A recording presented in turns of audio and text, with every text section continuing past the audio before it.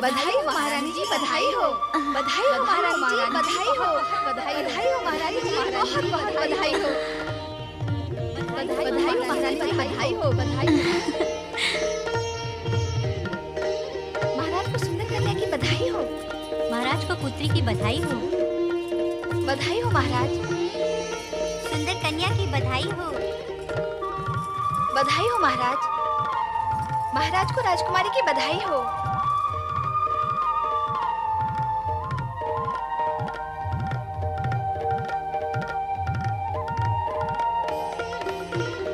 महारानी,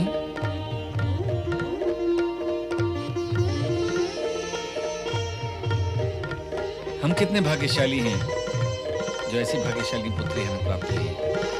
हाँ स्वामी, पर मैं तो इसे भली भांति देख भी नहीं पाई हूँ। इसका मुख देखने के लिए मन छटपटा रहा है।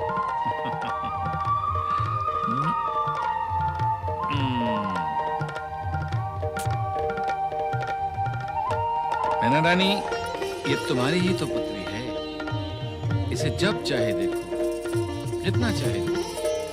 अब तुम इसे देखो और मैं महामंत्री को इसके जन्मोत्सव का आदेश देकर अपनी प्रजा को भी अपनी प्रसन्नता में सम्मिलित करता हूँ।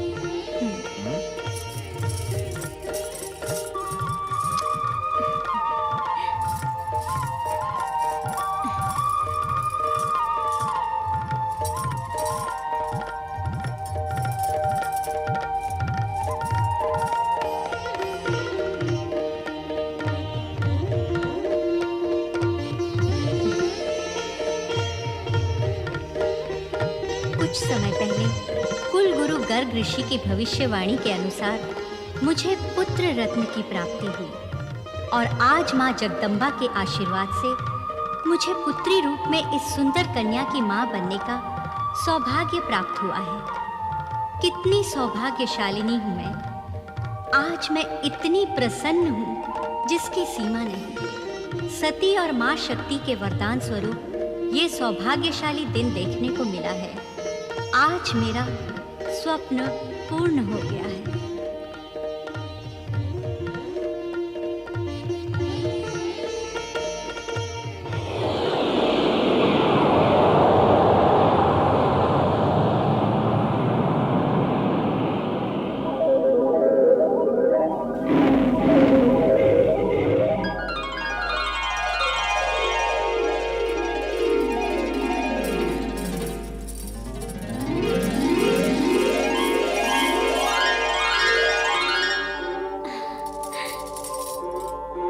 माँ जगदम्बे, तुम्हारी जय हो। मैं इस जगत में तुम्हारी जय जयकार के लिए प्रकट हुई हूँ। तुमने श्रद्धा भाव से भक्ति करके मेरी तपस्या की और मुझे पुत्री के रूप में प्राप्त करने की कामना की थी। तुम्हारी मनोकामना पूर्ण हुई। पार्वती, पार्वती। पार्वती को पुकार रही हो? हाँ, पता नहीं कहाँ चली गई। अपने कक्ष में भी नहीं है। महारानी, तुम तो पार्वती को ऐसे पुकार रही हो जैसे वो 2 साल की नन्ही सी बच्ची हो, और चिंता ऐसे कर रही हो जैसे प्रातः काल से उसे देखा ही ना हो। आप पिता है ना? माँ के मन की क्या जाने। माँ के मन वाली पार्वती की माता विधाता ने मन के साथ साथ मस्तिष्क भी दिया है, और मस्तिष्क से सोचोगी तो ज्ञात होगा इस समय हमारी पार्वती कुल गुरु गर्ग के पास शिक्षा ग्रहण कर रही है। अरे हाँ, ये तो मुझे ध्यान ही नहीं रहा। पार्वती इस समय अध्ययन कर रही होगी और कुल गुरु गर्ग उसे शिक्षा दे रहे होंगे। अब तो ध्यान आ गया ना? गुरुदेव, सभी साधक ओम का जाप क्यों करते हैं? ओम सर्वव्यापक है। सर्वव्यापक क्या होता है? जो सब स्थानों पर विद्यमान है। कहाँ? ओम तो सभी स्थानों पर नहीं देखा, कभी नहीं देखा। ओम दिखाई देने वाली वस्तु नहीं है, समझने और ग्रहण करने वाली शक्ति है। शक्ति? कैसे ज्ञान होता है उस शक्ति का? प्राणी के जन्म से लेकर मरण तक ओम की शक्ति सत्य के रूप में उसके साथ रहती है। मेरे साथ भी? हाँ। आपके साथ भी? हाँ। किंतु गुरुजी, उस शक्ति का अनुभव भी तो कभी नहीं हुआ। जो इस पे विश्वास करते हैं उन्हें तुरंत होता है, पर ये ओम विश्वास न करने पर भी प्राणी का साथ नहीं छोड़ता। पर कैसे गुरुदेव? जीव जब बालक के रूप में मुख से सर्वप्रथम स्वर निकालता है तो वो आ उ माँ की ध्वनि निकालता है। आ उ माँ मिलकर ओम बनता है।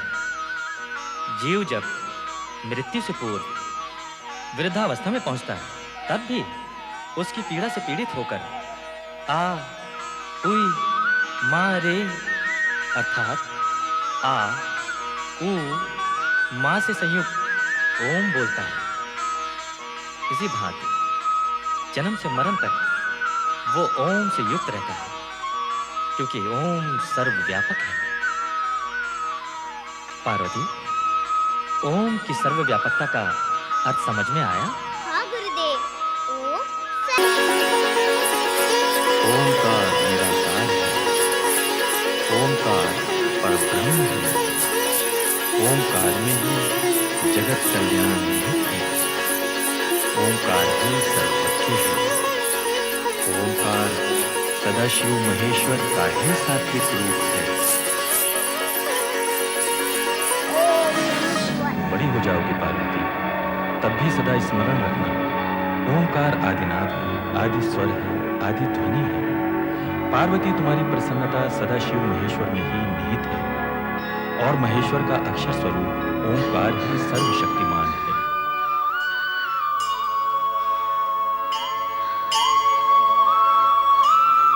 क्या हुआ पार्वती, क्या हुआ? तुम इतने रुक क्यों गई? कुछ तो बोलो पार्वती।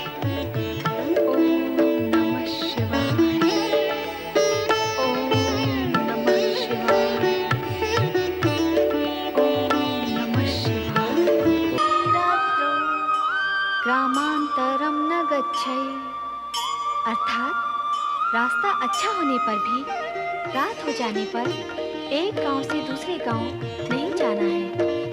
स्वमुखात् लज्जाकरम दुखकरम अमंगलकारी न कर्तव्यम, अर्थात अपने मुख से लज्जा लगे ऐसा अन्य को दुख देने वाला अमंगलकारी वार्तालाप नहीं करना है। सप्तपदी मनुस्तृत्य बर्तुर्ग्रहे सेवा कर्तव्या, अर्थात सप्तपदी का अनुसरण कर पति के घर पर सेवा करनी है। धन्य हो पार्वती, अपने अथक परिश्रम, लगन और माता सरस्वती की असीम कृपा से तुमने सभी अपेक्षित विषयों का संपूर्ण ज्ञान प्राप्त कर लिया है। तुम्हारा बुद्धि कौशल और तर्क शक्ति देखकर मैं अति प्रसन्न हो रहा हूँ। मुझे विश्वास है कि भविष्य में तुम जीवन में साफल्य प्राप्त करोगे। नारायण नारायण। प्रसन्नता की बात है कि देवी पार्वती की शिक्षा पूर्ण हुई। प्रणाम देवर्षि। पधारें देवर्षि, आपका पधारना सदा शुभ होता है। सदा तो नहीं मुनिवर, किंतु कभी कभी अवश्य होता है। जैसे आज देवी पार्वती की शिक्षा पूर्ण हुई।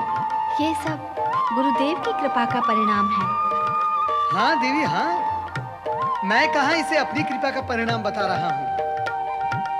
गुरु की कृपा के बिना ज्ञान प्राप्त होता ही नहीं। और देवर्षि की कृपा बिना संयोग भी तो नहीं बनता। कैसा संयोग मुनिवर? वर प्राप्ति का, विवाह का संयोग। मुनिवर, आप तो दूरदर्शी हैं। केवल दूरदर्शी, किंतु आप तो त्रिकालदर्शी हैं देवर्षि। नारायण नारायण।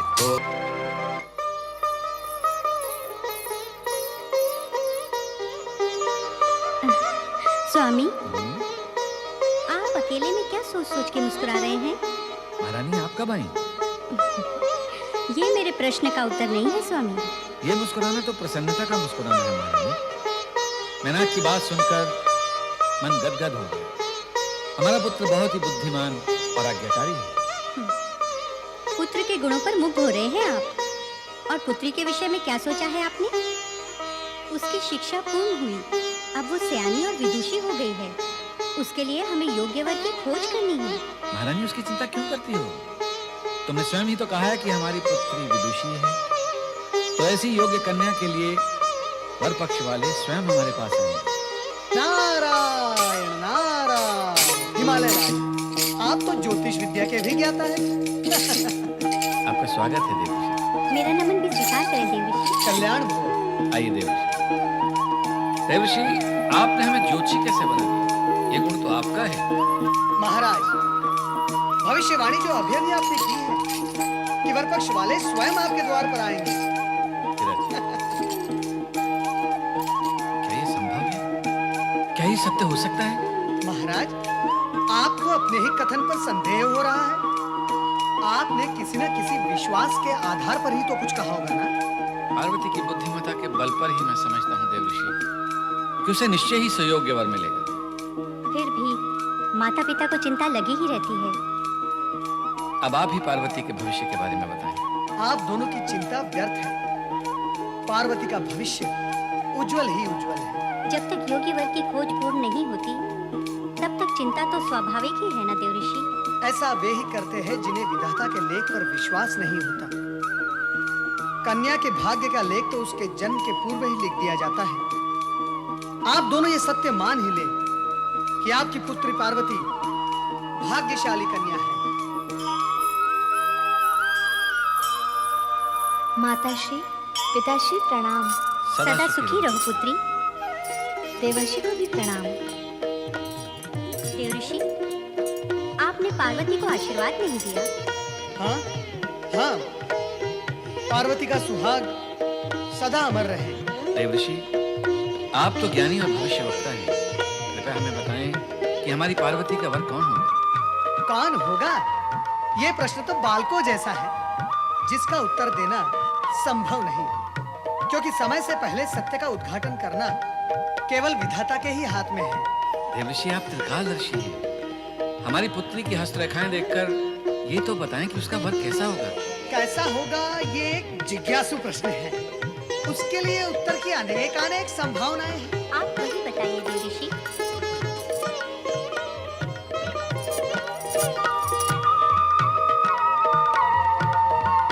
वो सब बताने में तो युग बीत जाएगा महारानी। युग बीत जाएगा? वर में असंख्य गुण हैं, कहां तक गणना करूंगा। प्रश्न यही है कि वर कैसा होगा। देवर्षि, कुछ तो गुण बताएं, हमें उसी से संतोष हो जाएगा। तो सुनो हिमालय राज, वर का सर्वप्रथम गुण है कि वो परम संतोषी होगा। उसे किसी भी सुख, संपदा और वस्तु के प्रति कोई भी आग्रह और आकर्षण नहीं होगा। ये तो साधारण गुण है देवर्षि। नारायण नारायण, इसे आप साधारण गुण कह रही हैं? ये सर्वश्रेष्ठ और असाधारण गुण है। कलयुग में ये एक गुण सभी गुणों पर भारी पड़ेगा। तब कन्या के माता पिता ऐसे ही वर की खोज में रहेंगे जो परम संतोषी होगा। आगे बताएं देवर्षि। पार्वती के होने वाले पति संपूर्ण जगत द्वारा पूज्य एवं सभी शक्तियों से और दिव्य शक्तियों से परिपूर्ण होंगे। क्या कोई देवता होगा? संभव है, संभव है, क्योंकि तनिक सी प्रशंसा से प्रसन्न होने वाले हैं। अर्थात प्रशंसा प्रिय होगा। हिमालय राज, प्रशंसा उसी की होती है जो उसके योग्य होता है। उचित कहा आपने। और नारायण नारायण, कहा था ना मैंने, उनके गुणों की गणना करते करते युग बीत जाएंगे। अब तक मैंने इतने गुण बताए, क्या संतुष्टि नहीं हुई? क्या ये पर्याप्त नहीं है? वर के विषय में जिज्ञासा तो होती ही है ना देवर्षि। हिमालय राज, वर का संतोषी, सभी गुणों से परिपूर्ण और जगत में सभी द्वारा पूज्य होना, क्या ये भी पर्याप्त नहीं? पर्याप्त है देवर्षि। नहीं नहीं, पर्याप्त नहीं है। शेष गुणों का गान और गणना आगामी भेंट में होगी। नारद अब विदा लेता है। नारायण नारायण। स्वामी, सुना आपने? हमारी पुत्री पार्वती भाग्यशाली है। उसे ऐसे सुयोग्य वर की प्राप्ति होगी। हमारी पुत्री है भी तो गुणों का भंडार महारानी। ऐसी कुदृष्टि ना लगाइए मेरी पुत्री को। विधाता उसकी रक्षा करे। पार्वती, अरे जया, कैसी निर्बुद्धि है तू? गुड़ खाकर भी गूंगा कभी कुछ बोलता है क्या? हाँ रे, गुड़ का मीठा मीठा स्वाद और आनंद भीतर ही भीतर लेता है। बहुत बोलने लगी हो तुम दोनों। ठीक है, अब हम कुछ नहीं कहेंगे, तू ही बोल। अच्छा, ये बता, देवर्षि ने हमारे होने वाले जीजा के कौन कौन से गुण बताए? क्या क्या बताया उन्होंने? तेरा विवाह कब होगा? वो कौन सी घड़ी होगी जब हमें तुम्हारे वियोग का दुख झेलना होगा? चल रे मूर्ख, ऐसे भी कोई पूछता है क्या? ये पूछ के दुल्हा राजा कब आएंगे और हमारी सखी पार्वती को दुल्हन बनाकर कब ले जाएंगे? जाओ, मैं तुम दोनों से बात नहीं करती। हाँ रे हाँ, अब तुझे समय भी कहाँ मिलेगा हमसे बात करने का? अब तो तुम मन ही मन उनसे बात करती होगी। जया, अब तो हम दोनों ही बातें किया करेंगे। और उपाय भी क्या है? अभी से अभ्यास कर लेते हैं। अच्छा, अभ्यास करना है? करो अभ्यास।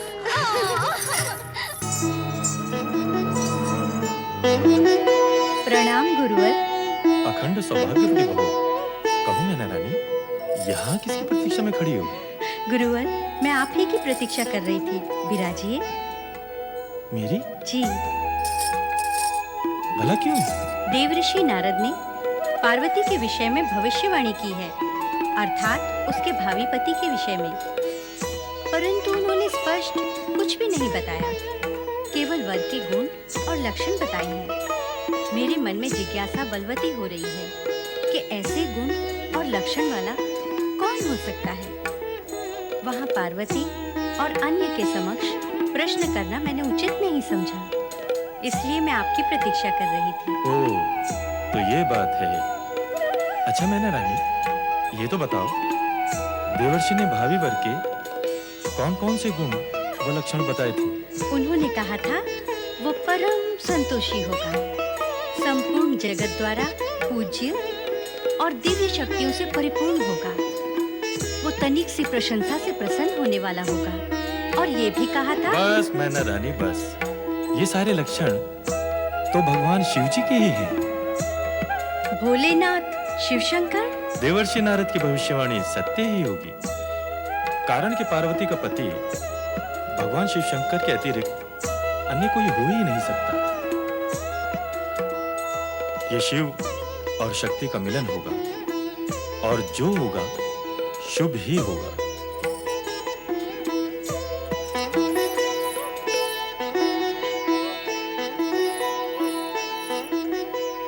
क्या हुआ महारानी? कहाँ क्या हुआ? तुम्हारे मुख पर और कहाँ? चिंता की रेखाओं ने तुम्हारे मुख को घेर लिया है। स्वामी, मैं आप ही के पास आ रही थी। मैं आपके पास आ गया। कहो क्या बात?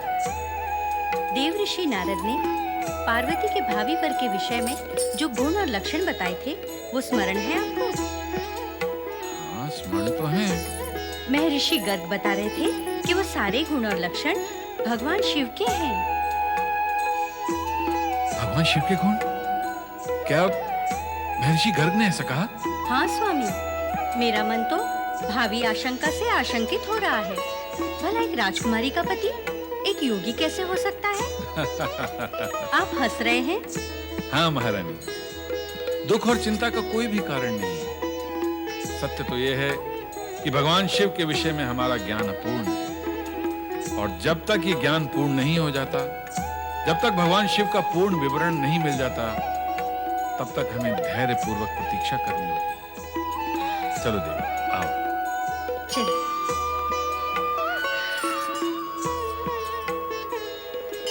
ओह, तो ये बात है। चुपके चुपके उनकी चर्चा सुनी जा रही है। कैसी चर्चा? किन की चर्चा? ले जया, बता इसे, हम उनके किन की चर्चा कर रहे हैं? अरे, जिसे पता है, जिसका मन अटका हुआ है, वो नहीं बता सकती, तो ये बेचारी जया कैसे बता सकेगी? तुम दोनों हर समय मुझे तंग करती रहती हो।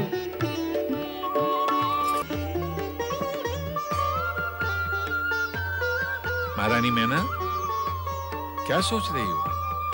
आजकल तुम सोचने बहुत लगी हो। जब पुत्री युवा और विवाह योग्य हो जाती है ना, तो माता भी सोचने लगती है। केवल माता? कहो माता पिता सोचने लगते हैं।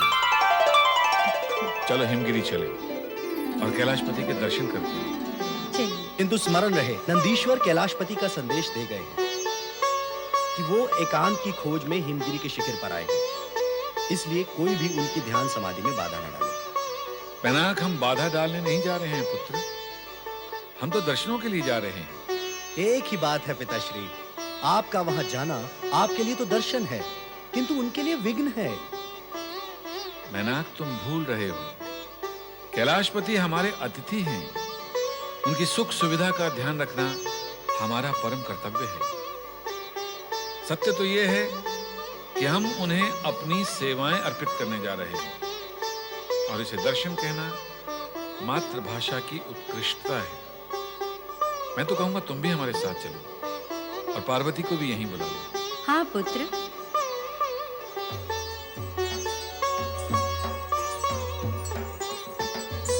सुनो नंदी, आज्ञा करें प्रभु। तुम इस बात का पूर्ण रूप से ध्यान रखना कि कोई भी यहाँ आकर हमारी एकांत समाधि में विघ्न डालकर हमें बाधा न पहुंचाए। आप निश्चिंत रहें भोलेनाथ, मेरे होते हुए आपके समीप आने की कोई चेष्टा भी नहीं कर सकेगा। तुम कहते हो तो हम निश्चिंत हो जाते हैं।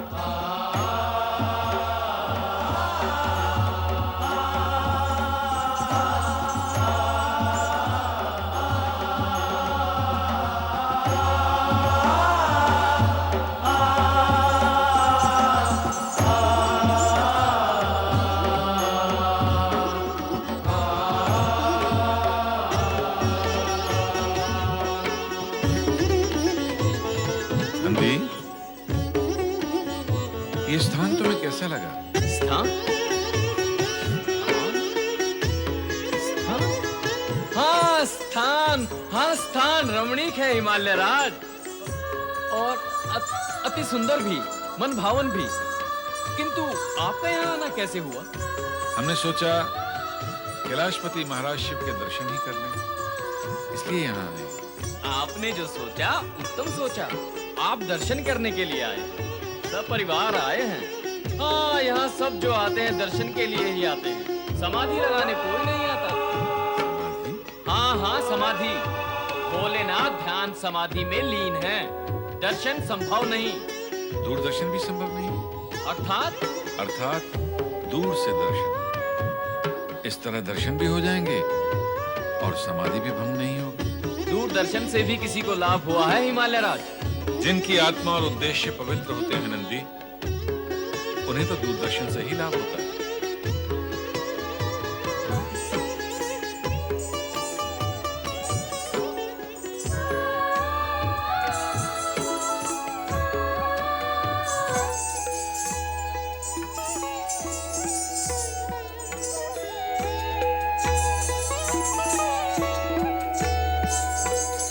अब दूरी से क्यों, समीप से दर्शन होंगे। आओ देवी, चलिए। आओ। भोलेनाथ, भोलेनाथ, हिमालय राज आए। देवाधिदेव कैलाशपति भगवान शिव शंकर की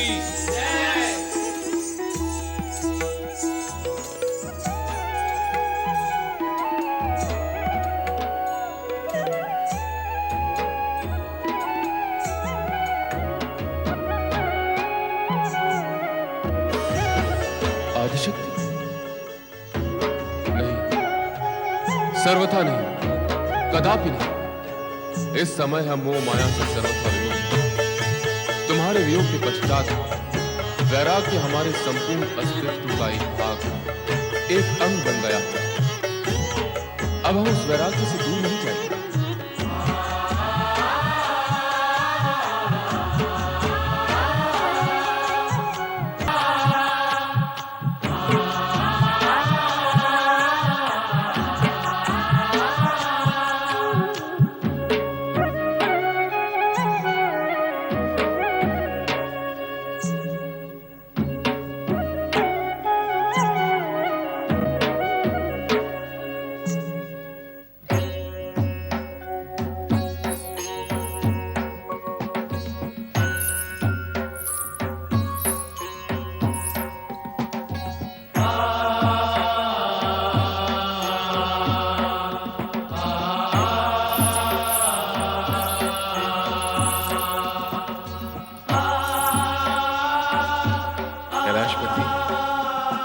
आपने हमारा आतिथ्य स्वीकार किया, यह हमारे लिए सौभाग्य की बात है।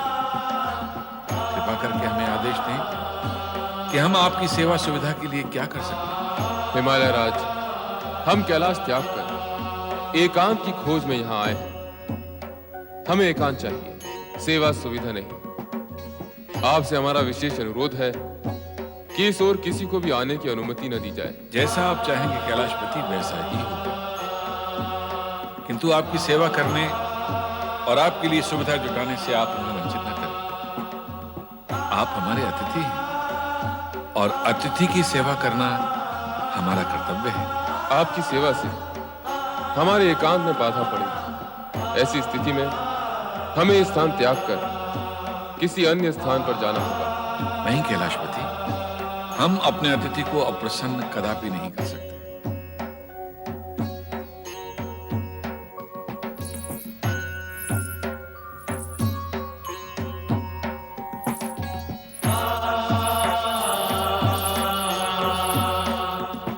क्या मुझे यहाँ रहकर आपकी मौन आराधना का अवसर और आज्ञा प्राप्त होगी? मैं आपकी एकांत साधना में किसी प्रकार की बाधा नहीं पहुंचाऊंगी। नहीं, हमें यहाँ किसी की भी उपस्थिति स्वीकार नहीं है। किंतु मेरी उपस्थिति से आपको तनिक भी कष्ट नहीं होगा। सुने हिमालय राज, आज्ञा करें कैलाशपति। आप अपनी पुत्री को साथ ले जाना भूल गए। कृपया इन्हें भी साथ ले जाएं। आओ पुत्री पार्वती।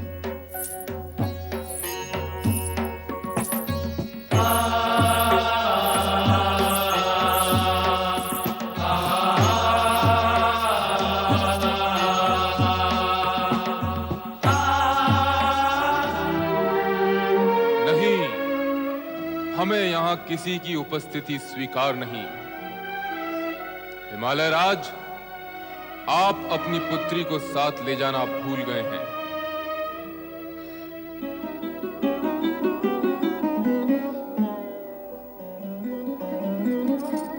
पार्वती, तुम वहाँ से उठकर यहाँ आ बैठी। जब तुम वहाँ से यहाँ आ सकती हो, तो क्या हम वहाँ से यहाँ नहीं आ सकते?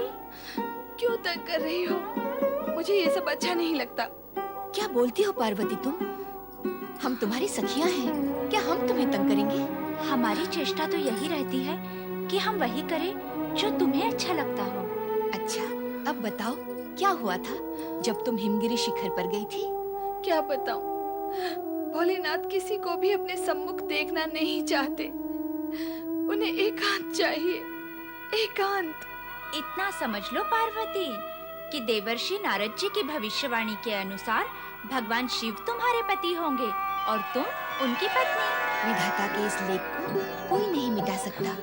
वे भले ही तुमसे दूर रहना चाहते हो, किंतु तुम कैसे उनसे दूर रह सकती हो? तुम्हें उनके समीप जाना ही चाहिए। उनके मन में अपने प्रति अनुराग उत्पन्न करने के लिए। गई तो थी, किंतु वे रुष्ट हो गए। तुम दोनों ने भी देखा था। हो सकता है तुम्हारे पुनः जाने पर वो पुनः तुमसे रुष्ट हो जाए। तो क्या मैं बार बार जाकर उन्हें रुष्ट करती रहूं? नहीं सखी, ऐसी बात नहीं है। सत्य तो ये है कि प्रिय को प्राप्त करने के लिए प्रिय की प्रत्येक वस्तु को प्रिय मानना पड़ता है। यहाँ तक कि प्रिय के क्रोध को भी प्रिय मानना पड़ता है। वे भले ही मुझसे रुष्ट हो जाए, मुझे अपने से दूर करने की चेष्टा करें। ओम नमः शिवाय। ओम नमः शिवाय।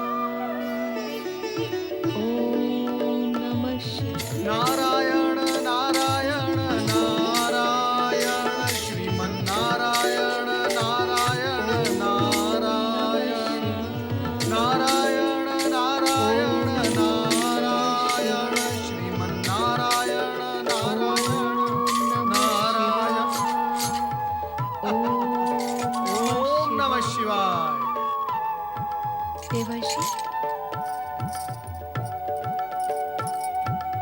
पार्वती का शत शत प्रणाम स्वीकार करें देवर्षि। कल्याण भव, तुम्हारी मनोकामना पूर्ण होगी। मेरी मनोकामना के विषय में आपको ज्ञान है देवर्षि? कुछ कुछ है, कुछ तुम बताओ, पूर्ण ज्ञान हो जाएगा। आप तो अंतर मन की बात जान लेते हैं मुनिवर। मैं क्या बताऊं? तो समझो कि वही जानकर मैं यही कहना चाहता हूँ कि भगवान शिव की प्राप्ति के लिए तुमने जो मार्ग चुना है सही है। अर्थात तुम्हारी शिव भक्ति ही तुम्हें भगवान शिव तक पहुंचाएगी। नारायण नारायण। धृष्टता क्षमा करें तो एक प्रश्न पूछूं देवर्षि? अवश्य अवश्य पूछो। प्रकट रूप में आप भविष्यवाणी कर ही चुके हैं कि शिव जी जो मेरे आराध्य हैं वे मेरे भावी पति होंगे। फिर उन्होंने मुझे दर्शन देने से वंचित क्यों किया? अलौकिक कार्य जब लौकिक रूप में संपन्न होते हैं तो उनका रूप विचित्र हो जाता है। मैं कुछ समझी नहीं देवर्षि। सत्य ये है देवी कि भगवान शिव अपनी आराधना करने वालों की कठोर परीक्षा लेते हैं। वो ये जानना चाहते हैं कि उनके रोकने पर भी क्या उनके भक्त उनके समीप आते हैं या नहीं। रोकने पर समीप जाना कैसे संभव होगा देवर्षि? यही तो परीक्षा का सबसे कठिन स्थल और मोड़ है। भक्त को यहाँ धैर्य और विवेक से काम लेना चाहिए। देवी, तुम्हें निराश होने की आवश्यकता नहीं। तुम्हारा भविष्य तो उज्जवल ही उज्जवल है। कृपया ये तो बताइए कि अब मुझे क्या करना चाहिए? उत्साह और भक्ति के साथ आगे बढ़ना चाहिए। पर कैसे? भगवान शिव के समाधि स्थल पर पहुंचकर उन्हें रिझाने तथा अपनी ओर ध्यान देने के लिए प्रेरित करके। भगवान शिव रुष्ट हो गए तो? नहीं, वे रुष्ट नहीं होंगे। तदुपरांत उनकी तुम पर कृपा दृष्टि होगी। फिर तो मैं अवश्य जाऊंगी। मुझे आशीर्वाद दें देवर्षि। कल्याण भवन। नारायण नारायण। ओम नमः शिवाय। हमारा क्या होगा विजया? हमारा क्या होना है? धीरे बोल, पार्वती सुन लेगी। वो तो शिव जी की आराधना में डूबी हुई है, वो नहीं सुनेगी। तू बोल। मैं कह रही थी जब राजकुमार मैनाक को पता चलेगा कि हम भी पार्वती के साथ आए हैं तो वो हम पर भी क्रोध करेंगे। देख जया, तू मेरी बात सुन। तू, मैं और पार्वती कुछ अनुचित नहीं कर रहे हैं। वो अपने आराध्य की पूजा करने यहाँ आई है। हम उसकी सखियाँ हैं। उसका सहयोग देकर हम कुछ अनुचित नहीं कर रहे हैं। फिर भय कैसा? मैं तो कहती हूँ हमें मिलकर भगवान शिव से प्रार्थना करनी चाहिए कि शीघ्र ही पार्वती पर प्रसन्न हो जाएं। देवी पार्वती, नंदी का नमस्कार स्वीकार करें। नमस्कार नंदी महाराज। देवी, आज आपके साथ ये दो बालिका हैं। ये जया और ये विजया मेरी सखियां। किंतु देवी।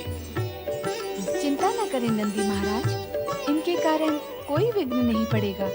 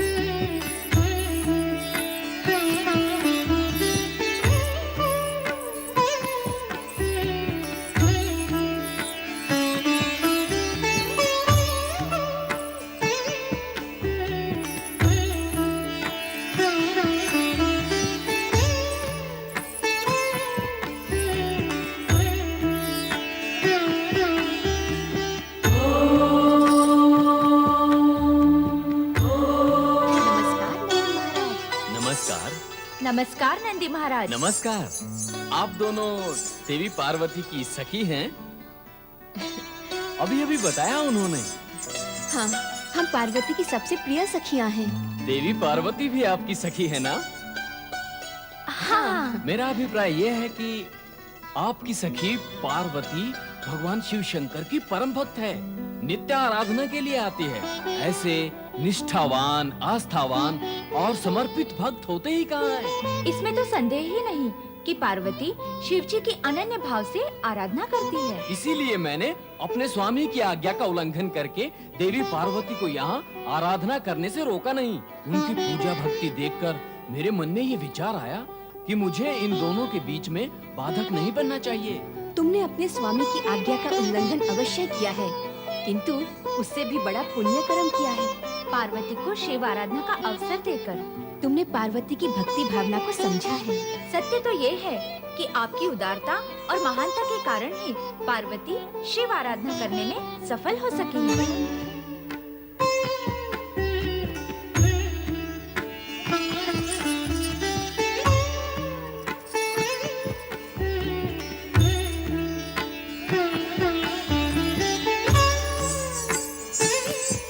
अच्छा नंदी महाराज, कल भेंट होगी।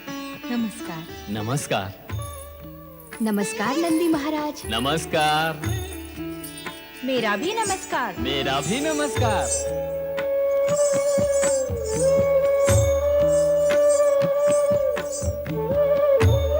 देवी पार्वती की प्रार्थना कब सुनेंगे भोलेनाथ?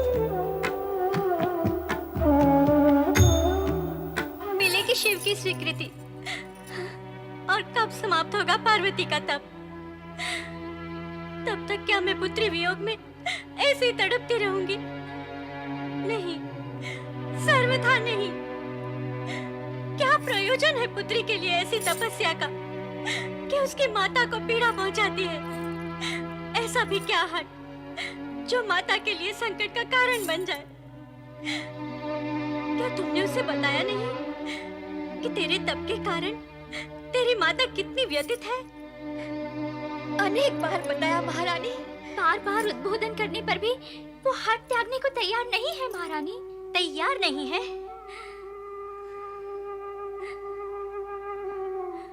तो वो अपना हट नहीं त्यागेगी। मेरी पुत्री अपना हट नहीं त्यागेगी। पर मैं तो उसकी माता हूं ना। मेरा हट तो उसके हट से भी अधिक हटीला होगा। अब मैं भी अपने हट पर अडिग रहूंगी और पार्वती का विवाह शमशानवासी बैरागी शिव के साथ कदापि नहीं होने दूंगी। कदापि नहीं होने दूंगी। कदापि नहीं होने दूंगी।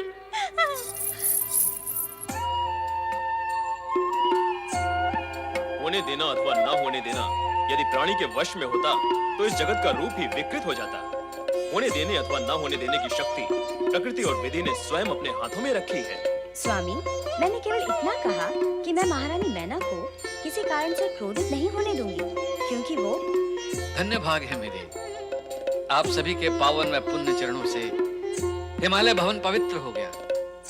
मेरा सादर विनीत प्रणाम स्वीकार करें ऋषिगण एवं देवी अरुणधति। कल्याण भव। पधारे ना, आसन ग्रहण करें।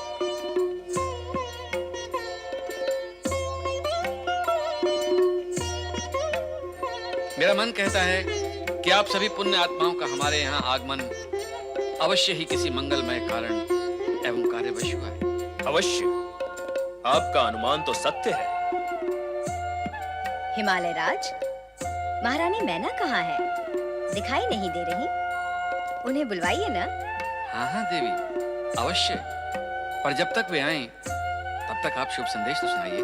आपकी उत्सुकता उचित है हिमालय राज, किंतु आदर्श परंपरा यही है कि शुभ संदेश पति पत्नी दोनों को सुनाया जाता है, अकेले पति को नहीं। कितनी कल्याणकारी परंपराएं हैं हमारे यहाँ। स्वर्णा।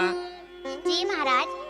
अपनी स्वामिनी से कहो कि देवी अरुणधति एवं अन्य सप्त ऋषिगण आए हैं, आकर उनके दर्शन लाभ ग्रहण करें। जी।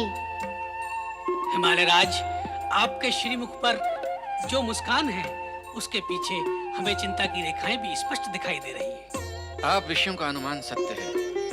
हम दोनों ही चिंतित हैं। चिंता का कारण? हमारी पुत्री पार्वती वो तो तपस्या में लीन है, चिंता का कारण वो कैसे हो सकती हैं? यही तो हम दोनों की चिंता का विषय है। हमने पार्वती को बहुत समझाया, किंतु वो अपने हठ पर अडिग है, तप त्यागने को तैयार ही नहीं होती। आप क्यों चाहते हैं कि वो तप त्याग दे? तप तो जीवन के मार्ग को सरल, सुलभ व सुखी बनाता है, उज्जवल भविष्य का निर्माण करता है। पर यदि पार्वती की तपस्या से भगवान शंकर प्रसन्न हुए तो परिणाम क्या होगा?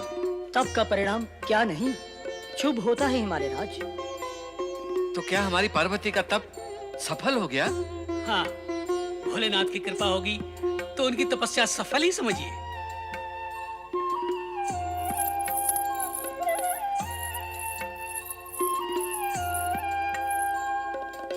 देवी अरुंधति और पूज्य ऋषि श्रेष्ठ, मेरा प्रणाम स्वीकार करें।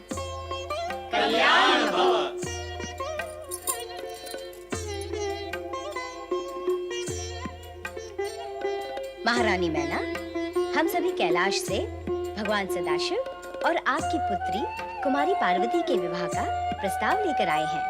आप अपना विचार कहिए। इस विषय में मेरा कुछ कहना क्या उचित होगा? मेरा विचार तो आप सुविधानुसार विचार करें। यदि आप चाहें तो कुमारी पार्वती से इस विषय पर चर्चा कर लें। यदि आपने शिव पार्वती के विवाह को स्वीकार कर लिया तो समझ लीजिए कि शिव जी ने भी स्वीकार कर लिया, क्योंकि इस जगत में जो कुछ भी होता है वो शिव जी की इच्छा अनुसार होता है, और शिव जी की इच्छा सदा कल्याणकारी होती है। अब हम प्रस्थान करेंगे। कल्याण भव।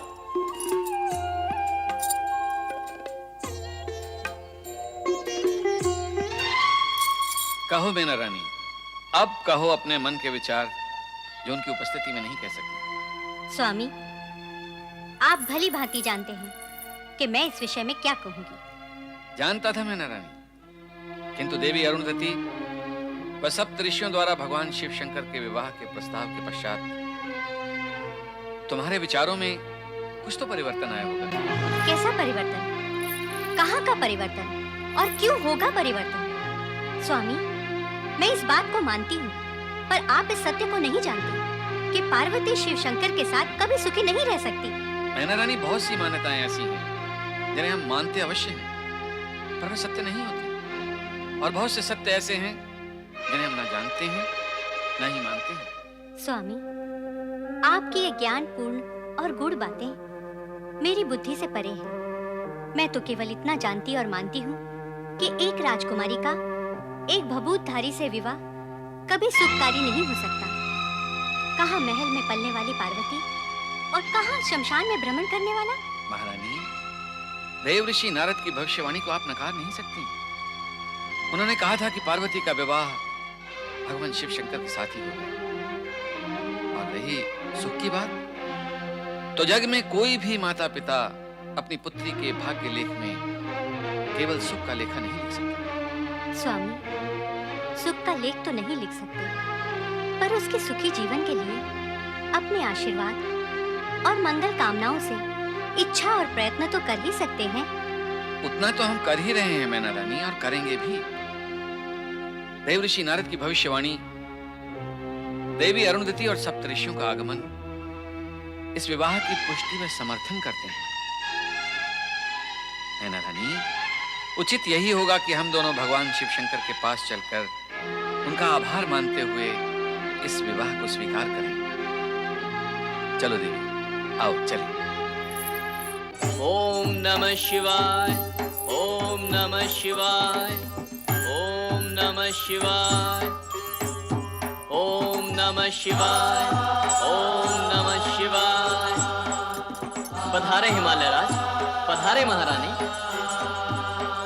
नंदी महाराज, भगवान शंकर तो समाधि में बैठे हुए हैं। इसमें आश्चर्य क्या है हिमालय राज? आश्चर्य तो तब होता है जब भोलेनाथ समाधि में नहीं होते। तो आश्चर्य की ऐसी स्थिति कब आएगी नंदी महाराज? ऐसी स्थिति आने का ज्ञान किसी को भी नहीं होता। कुछ तो संभावना होगी। नहीं नहीं, भोलेनाथ की समाधि कब टूटेगी इस विषय में कोई भी कुछ नहीं कह सकता। आप स्वयं प्रयत्न करके देखिए, शिव शंकर, मेरी पुत्री को सुबुद्धि दे,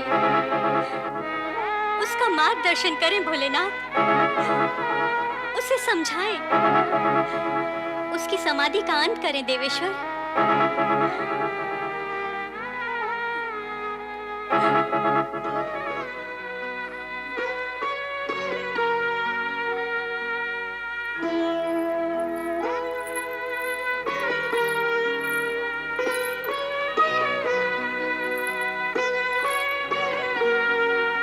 ओम नमः शिवाय। भगवान शिव जी हठयोगी हैं, प्रसन्न ही नहीं होते। इसीलिए तो हमारी पार्वती ने न दिन देखा, न रात, न आग, न पानी, उन सभी से पार होकर कठोर से कठोर, उग्र से उग्र, अखंड जप तप कर रही है। न जाने इसका अंत कब होगा, कब भगवान भोलेनाथ प्रसन्न होंगे।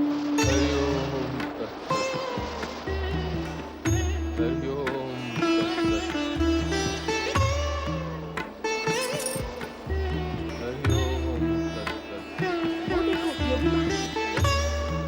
योगी महाराज यहाँ।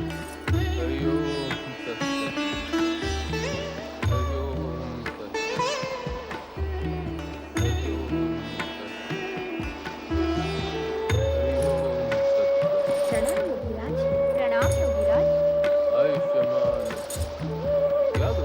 विविधा नहीं योगीराज, हमारी सहेली है पार्वती, हठपूर्वक तप में तल्लीन है। भगवान शिव से विवाह करने का निश्चय कर चुकी है। उन्हें प्रसन्न करने के लिए हर ठान रखी है इसने। किंतु राजमाता और हमारी ये चिंता है कि ऐसी कठोर तपस्या से कहीं पार्वती का कोमल तन कुमला न जाए, ये कहीं अस्वस्थ ना हो जाए। इसलिए इसे राजमाता के पास ले जाने की इच्छा से आए हैं। लेकिन प्रश्न ये है कि इसे कैसे जगाए और कैसे ले जाए। एक उपाय हो सकता है।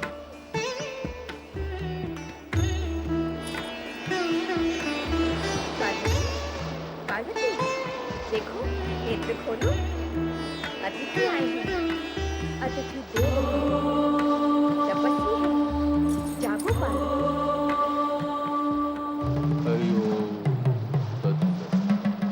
तपस्वी योगीराज हैं।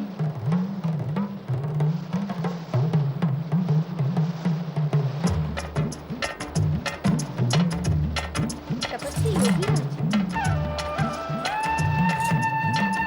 प्रणाम योगीराज। सदा मंगल।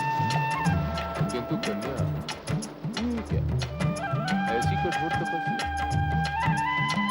मैं तो तीर्थाटन के लिए निकला हूँ, इस मार्ग से जा रहा था।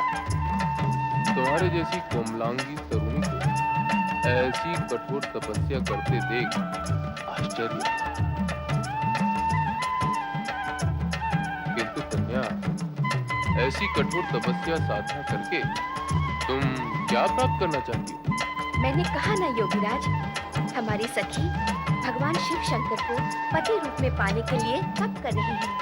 शिव शंकर को उसे पति रूप में पाना चाहती है? रे रे रे रे रे रे रे रे। मैंने तो सुना था कि हिमालय राज की पुत्री पार्वती बहुत ही बुद्धिमान है, विवेकशील है, परम विदुषी है। किंतु जो कुछ देख रहा हूँ और सुन रहा हूँ, उससे तो ऐसा प्रतीत होता है कि इसकी तो मति मारी गई है। इसकी बुद्धि इसका साथ नहीं दे रही। आपका अभिप्राय क्या है योगीराज? स्पष्ट है मेरा अभिप्राय। पार्वती जैसी परम सुंदरी और विदुषी को ब्रह्मा, विष्णु, इंद्र, कोई भी देवता सहज ही वरण कर सकते हैं। किंतु उन सब का विचार त्याग कर उस गुरु भभूतधारी शमशानवासी की इच्छा मन में लेकर तपस्या करना तो सर्वथा मूर्खता है, अज्ञानता है कन्या। उस अघोरी के लिए तप करने की क्या आवश्यकता है? वो तो इंगित मात्र से चरणों का दास बनकर रह सकता है। योगीराज, आपसे ना तो किसी ने मार्गदर्शन मांगा है, ना मंत्रणा। कृपा कर आप यहाँ से शीघ्र ही चले जाएं। अरे मैं तो चला ही जाऊंगा, मेरा तो कुछ भी हित अहित होने वाला नहीं। किंतु हाँ, तुम्हारा हित इसी में है कि तुम अपने माता पिता के पास हिमालय भवन लौट जाओ। कहा ना मैंने, मुझे आपका मार्गदर्शन नहीं चाहिए। मैं चाहिए अथवा नहीं चाहिए, ये सोचना मेरा कार्य नहीं। मैं तो तपस्वी हूँ, योगी हूँ। जगत का कल्याण और परोपकार करना मेरा धर्म है। मार्ग से भटके हुए प्राणियों को सही मार्ग दिखाना मेरा कर्तव्य है। मैं कहती हूँ चले जाओ यहाँ से। अरे ऐसे कैसे चला जाऊं? मैं तुम जैसी सर्वगुण संपन्न कोमलांगी सुंदरी का जीवन इस प्रकार नष्ट होते नहीं देख सकता। तुम्हें एक क्या, अनेक योग्य वर बिना प्रयास किए ही प्राप्त हो सकते हैं। क्यों सर्वधारी के लिए अपना संपूर्ण जीवन स्वाह कर? जाओ, लौट जाओ अपने माता पिता के पास और उस अघोरी के साथ विवाह करने का विचार अपने मन से त्याग करो। योगी, शिव निंदा का पाप किया है तुमने। मैं तुम्हें दंड अवश्य देती हूँ, किंतु तुम्हारी आयु के विचार ने मेरे क्रोध पर अंकुश लगा रखा है। शिव निंदा करना ही नहीं, सुनना भी पाप है। मैं इस पाप में तुम्हारी सहभागी नहीं बनूंगी। इसलिए मेरे क्रोध की ज्वाला फूटने से दूर तुम यहाँ से चले जाओ। मुझे बताना चाहती हो, मेरा बहिष्कार करना चाहती हो, पर ये मत भूलो कि वो शिव, ये शंकर, तुम्हारा भोलेनाथ, जिसे तुम पति रूप में पाना चाहती हो, इतना कुरूप है, इतना भयावह है, इतना अनखड़ है कि दक्ष प्रजापति ने इसे अपने यज्ञ से बहिष्कृत कर दिया था। और तुम एक तिरस्कृत और बहिष्कृत के विषय में सत्य उजागर करने वाले को ही बहिष्कृत करना चाहते हो? ना ना ना ना ना, तुम तो बुद्धिमान हो, तनिक बुद्धिमानी से कार्य करो। योगीराज, जब पार्वती को शिव निंदा सुनना अच्छा नहीं लग रहा, तो आप क्यों वर्षा ऋतु की नदी के वेग की भांति धारा प्रवाह होने जा रहे हैं? नहीं बालिके, नहीं। शिव निंदा करना मेरा प्रयोजन नहीं। मैं तो केवल सत्य उद्घाटित कर रहा हूँ। किंतु सत्य अप्रिय होता है, ये सत्य भी जग विख्यात है। पर क्या करूं? विवश हूं, बाध्य हूं। हिमालय राज की पुत्री के हित में मुझे ये कटु सत्य उद्घाटित करना ही होगा। पर योगीराज, प्रिय अप्रिय किसी भी प्रकार का कटु सत्य हमारी सखी को नहीं सुनना। ना सुने, किंतु मुझे सत्य बोलने से कौन रोक सकता है? क्या ये सत्य नहीं कि वो चिताभस्म धरी झुंड के झुंड नाग अपने तन से लपेटे रहता है? क्या ये सत्य नहीं कि भूत प्रेत उसके साथी सहयोगी हैं? क्या ऐसा शिव पति और व्रत होने योग्य है? हे मेरी माता, शिव निंदा सुनने से पूर्व मैं मृत्यु को क्यों न प्राप्त हो गई? सती की भांति अग्नि में क्यों न समा गई? ऐसी अघटित घटना को घटाने की क्या आवश्यकता है? क्यों? सदा मूर्खतापूर्ण कार्य करने की प्रतिज्ञा कर रखी है। मुझे मूर्ख कहने वाले अज्ञानी, तेरी बुद्धि भ्रष्ट है, तेरा तन मन कलुषित है। तुझे इतना भी ज्ञात नहीं कि इस संपूर्ण जगत में शिव से श्रेष्ठ और कोई भी नहीं। उनका ये रूप जिसकी तुमने चर्चा की है, वो तो एक लीला है, मात्र लीला। ये सृष्टि उनकी लीला से निर्मित और परिचालित है। तुम जैसे अज्ञानी उनके विराट स्वरूप को कैसे जान सकते हैं? शिव के अनुग्रह से विष्णु विष्णुत्व को और ब्रह्मा ब्रह्मत्व को प्राप्त हुए हैं।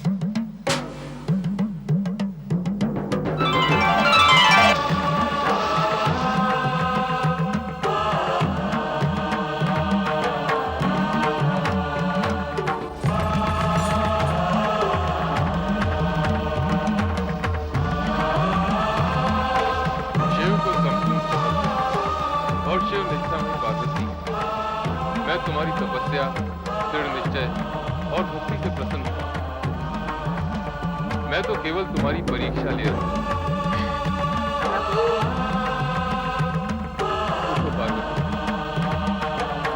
तुमने निष्ठापूर्वक तपस्या करके एक आदर्श नारी का आदर्श किया, साथ साथ शिव महिमा व्रत करके मुझे प्रसन्न किया।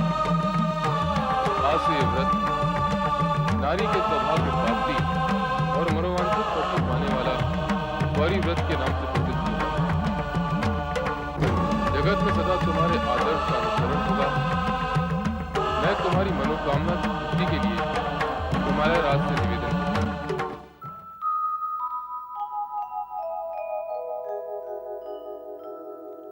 शिवो हरो मृडो रुद्रः पुष्करः पुष्पलोचनः अर्थिर्गम्यः सदाचारः शर्वः शम्भुर्महेश्वरः।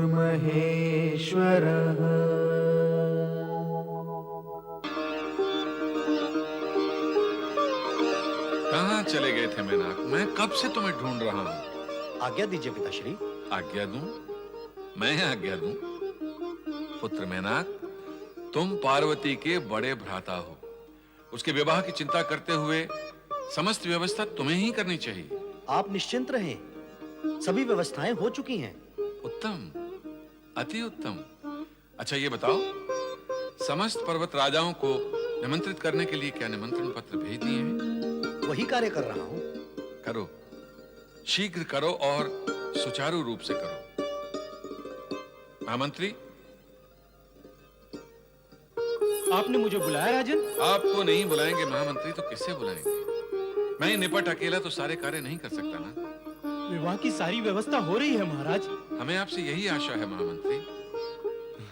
अब आप ऐसा कीजिए कि राज शिल्पी को बुलवाइए और हमारी राजधानी और राजप्रासाद को इस तरह से सुसज्जित करवाइए कि आने वाले अतिथिगण आश्चर्य से चकाचौंध हो जाएं।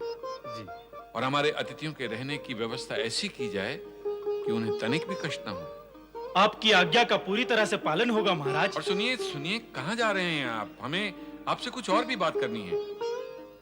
क्या कहना चाहते हैं हम? हाँ, शिवजी के बारात में सभी देवगण पधारेंगे और उन्हीं के साथ साथ परमपिता ब्रह्मा, श्री हरि विष्णु, देवराज इंद्र व अन्य भी। इनके निवास व स्वागत के लिए विशेष प्रबंध व ध्यान रखा जाए। अवश्य महाराज। अब आप जाइए, समय नष्ट क्यों कर रहे हैं? जो आज्ञा महाराज। महाराज, नैना रानी, तुम यहाँ विवाह की तैयारी नहीं कर रही? आपका इतने उत्साह से करना धरना पर्याप्त नहीं है क्या? ऐसा प्रतीत होता है महारानी कि तुम्हारे मन में इस विवाह के लिए कोई उत्साह नहीं। जब भविष्य अपना अंधकार में दिखाई दे तो उत्साह कैसा? क्या अभिप्राय है तुम्हारा? महारानी, पुत्री के विवाह के शुभ अवसर पर ऐसे अशुभ शब्द कहना तुम्हें शोभा नहीं देता। आप शोभा की चर्चा ना ही करें तो अच्छा है स्वामी। क्या आपको विश्वास है कि महलों के सुख ऐश्वर्य में पली बड़ी हमारी कोमलांगी पुत्री पार्वती उस वैरागी और विचित्र वेशधारी शिव के साथ खड़ी शोभा पा सकेगी? क्या वो हिम शीतल वातावरण में सुखी रह पाएगी? सुख और शोभा से तो अब जैसे संबंध ही नहीं रह गया है पार्वती का। महारानी, आप अकारण ही चिंता करके अपने आप को दुखी कर रही हैं, जबकि चिंता का कोई विषय ही नहीं है। मैंने परमपिता ब्रह्मा, श्री हरि विष्णु, देवराज इंद्र, अन्य देवगण व ऋषिगण के विश्वास पर ही इस विवाह का निर्णय लिया है। और ये सभी श्रेष्ठ देवगण भगवान शिव जी के चरणों पर नतमस्तक हो उन पर अटूट विश्वास रखते हैं। स्वामी। हाँ महारानी, मेरे विश्वास की जड़ें बहुत गहराई तक गई हैं और मेरा निर्णय भी इसी विश्वास पर आधारित है। महारानी, पार्वती मेरी भी पुत्री है जितनी तुम्हारी। क्या मैं उसका अहित चाहूंगा?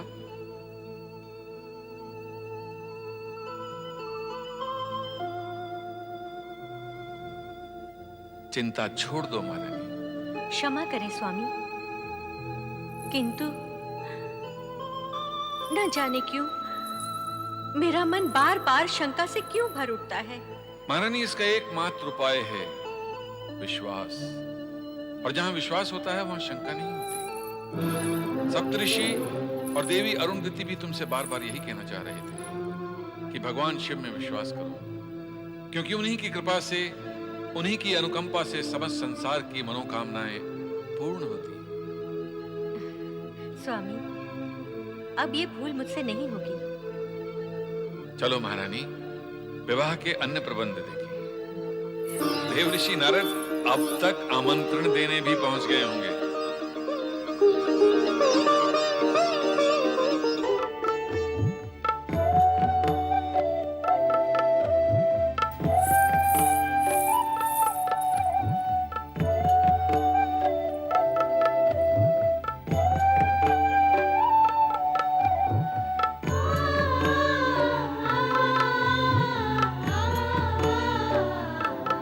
ओ यमुना, देख तो, देख देख सामने। क्या? कृष्णा, कृष्णा ये गंगा और यमुना ही है ना? हमारी गोदावरी, एक पतित पावन गंगा और दूसरी सूर्य पुत्री यम की बहन यमुना। सामने तो देख, वो कृष्णा और गोदावरी है ना? हाँ, है तो। और मुझे लगता है कि वो दोनों भी हमारे विषय में यही चर्चा कर रही हैं। लगता है हमारी तरह ये भी पार्वती का श्रृंगार करने ही आई हैं। चलो। स्वागत है गोदावरी और कृष्णा का। आप दोनों पार्वती का श्रृंगार करने आई हो ना? आओ पार्वती का श्रृंगार करें। आज पार्वती का रूप तो अलौकिक होगा। देखकर हम सबकी आंखें धन्य हो जाएंगी। आओ चले। चलो।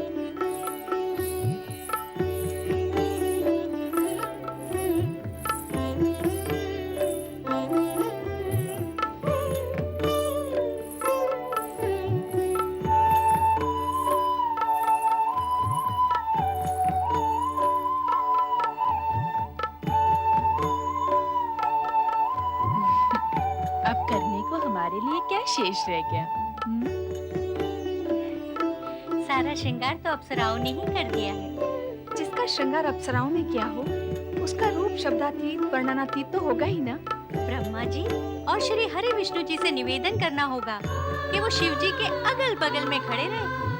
पार्वती का ये रूप देखकर कहीं उन्हें चक्कर न आ जाए।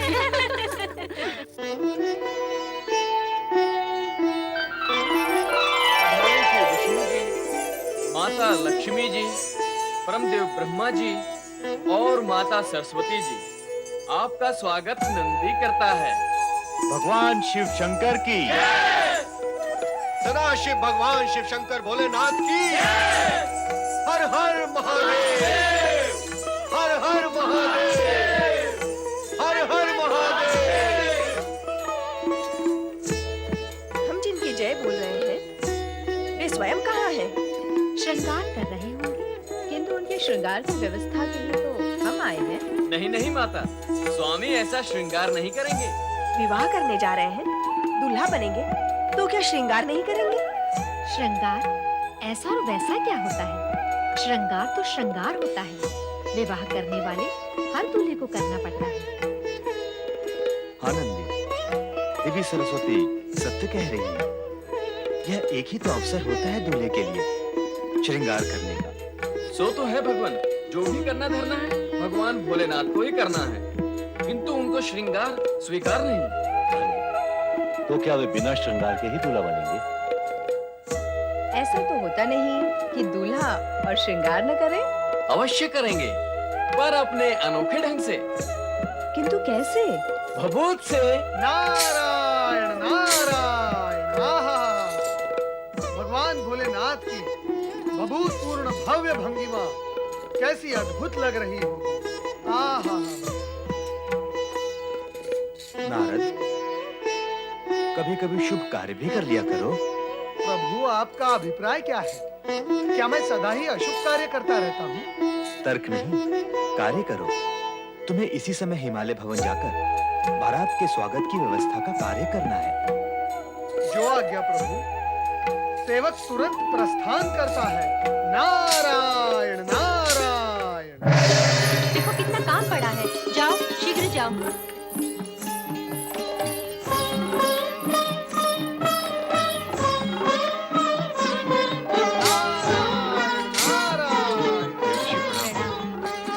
कहिए देव ऋषि, मंडप देखा आपने? कैसा लगा? महारानी, यदि आप तीनों लोक में दुर्लभ सुंदर शिवजी के दर्शन करती तो मैं आपसे पूछता कि आपको दूल्हा कैसा लगा। आपके सुंदर मंडप में अति सुंदर दूल्हा जब सुंदर दुल्हन के साथ प्रवेश करेगा तो जगत की संपूर्ण सुंदरता वहीं थम कर रह जाएगी। अरे, आप तो सुंदरता के दर्शन करेंगे ही, परंतु मैं जो यहाँ करने आया हूँ उसका क्या होगा? नारायण नारायण। देवऋषि, क्या करने आए हैं आप? हिमालय राज, मैं तो यहाँ भगवान श्री हरि विष्णु की आज्ञा अनुसार बारात के स्वागत का प्रबंध देखने के लिए उपस्थित हुआ हूँ। मेरा संबंध तो दोनों पक्षों से है। वर पक्ष और वधु पक्ष दोनों ही मुझे अपना समझते हैं। और आप हैं भी तो दोनों के। देवऋषि, बारातियों के स्वागत की सर्वोत्तम व्यवस्था की गई है। अतिथियों की सुख सुविधा के लिए हर प्रकार का प्रबंध किया गया है। हमारे अतिथियों को तनिक भी कष्ट नहीं होगा। आप चाहें तो स्वयं निरीक्षण कर लें। हिमालय राज, आपने शब्दों का जो चित्र मुझे दिखाया है उसके पश्चात और मैं क्या देखूं? बारात तो अब तक प्रस्थान भी कर चुकी होगी।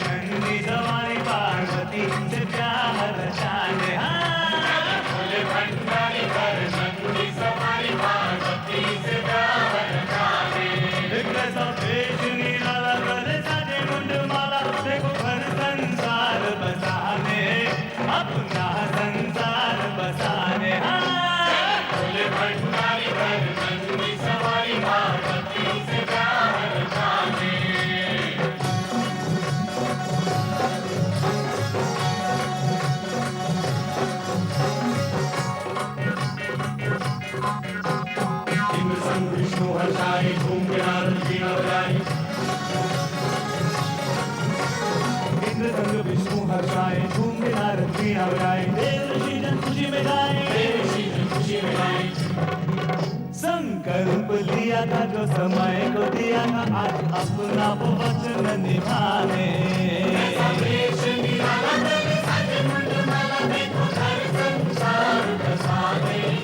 अपना संसार बसाने।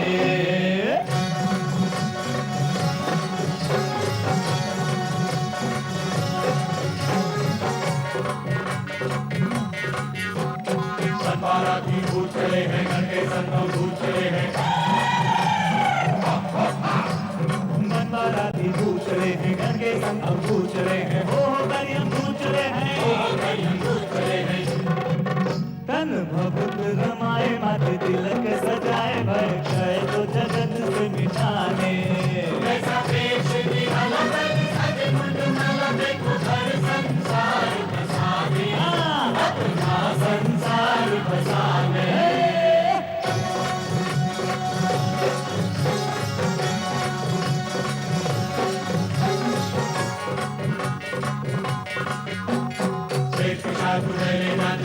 ढोल नगाड़े बाजे,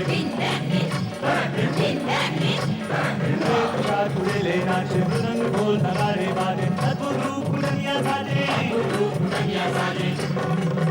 अनहोनी विपदाएं आज खुशियां मनाए, कैसा खेल रचा विधना ने।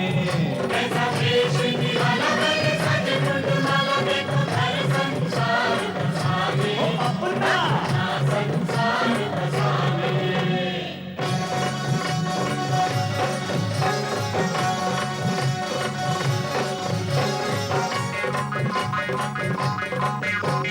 ब्रह्मा मंगलाचार सुनाए, पुष्प सभी के घर बरसाए। ब्रह्मा मंगलाचार सुनाए, पुष्प सभी के घर बरसाए। आज मगन है सभी दिशाएं, सभी दिशाएं। मंद मंद मुस्काते कई लीलाएं दिखाते, कण कण को ही शिव में बनाने। ऐसा देश निराला करे, सज मुंड माला, देखो घर संसार बसाने।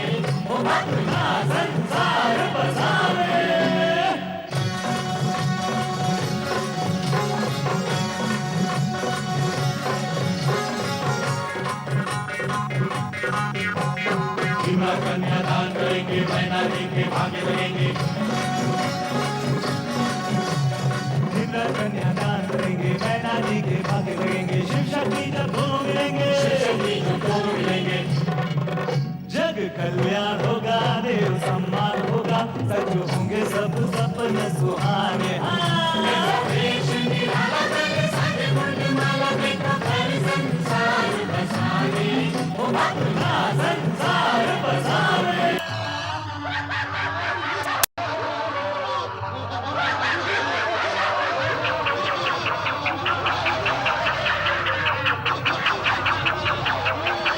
अरे ये बारात है या भूत प्रेत का झमेला?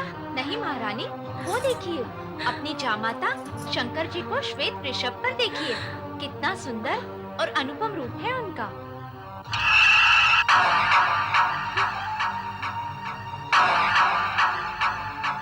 अरे कहाँ है वरराजा? कोई सुंदर है ही नहीं, सब कुरूप ही कुरूप है, सब कुरूप ही कुरूप है। भूत भूत भूत भूत! क्या हुआ महारानी? देख रही है सृष्टि सारी, ये वैरागी डमरूधारी। देख रही है सृष्टि सारी, ये वैरागी डमरूधारी। कैसे बनते हैं संसारी, कैसे बनते हैं संसारी। ओ योगी बाबा सन्यासी, देखे मर खटवासी, कैसा जीवन साथी चले अपनाने। ऐसा देश निराला करे, सारे मुंड माला देखो, घर संसार बसाने, ओ अपना संसार बसाने। पार्वती से प्यार रचाने, देखो घर संसार बसाने, अपना संसार बसाने। भूत! मैं उस भूतनाथ को अपनी पुत्री नहीं दूंगी, पुत्री नहीं दूंगी, उस आगड़ को अपनी पुत्री नहीं दूंगी, उस भूतनाथ को अपनी पुत्री नहीं दूंगी, नहीं दूंगी। क्या हुआ?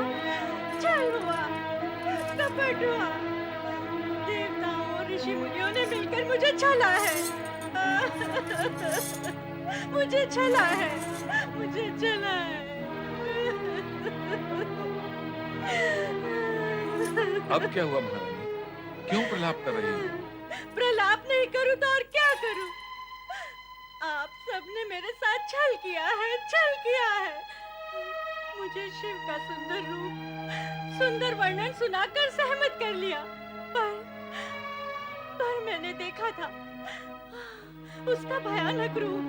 नहीं नहीं, मैं अपनी फूल सी बच्ची उस भूतनाथ को नहीं दूंगी, मैं अपनी बच्ची उस भूतनाथ को नहीं दूंगी, नहीं दूंगी। महारानी, इस शुभ घड़ी में ऐसे अपशब्द क्यों कह रही हो? सब अशुभ है, सब अशुभ है। मैं उस भयानक भूतनाथ को अपनी पुत्री नहीं दूंगी, नहीं दूंगी, नहीं दूंगी। नारायण नारायण। व्यथा की कोई बात नहीं है महारानी मैना देवी, शांत हो जाइए, आप शांत हो जाइए। वैकुंठनाथ, मेरे मन में, मेरे जीवन में अशांति पैदा हो चुकी है, मैं कैसे शांत हो जाऊं? नारायण नारायण। मैना रानी, शुभ अवसर पर अशांति की चर्चा आपको शोभा नहीं देती।